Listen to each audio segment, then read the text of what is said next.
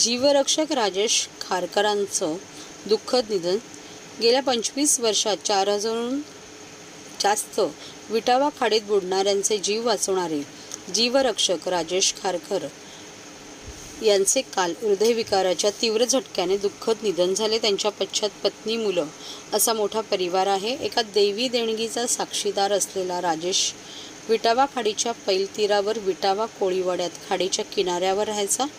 विटावा खाडीच्या परिसरात एक वातावरणाचा विचित्र असा भूगर्भीय दाब आहे. यात गेल्या अनेक वर्षात हजारो लोक पडून खाडीत बुडून मेले आहेत. रेल्वेमधून खाडीत पडलेल्याचा आवाज एखाद्या दैवी देणगीसारखा त्याला अचूक यायचा.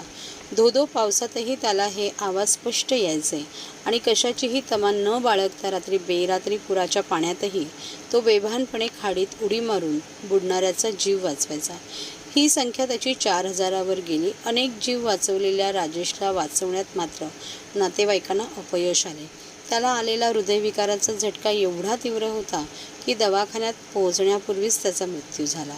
सोमवारी सकाळी त्याच्यावर अंत्यसंस्कार करण्यात आले. त्याच्या निधनाने परिसरात सामाजिक क्षेत्रात हळहळ व्यक्त होत आहे.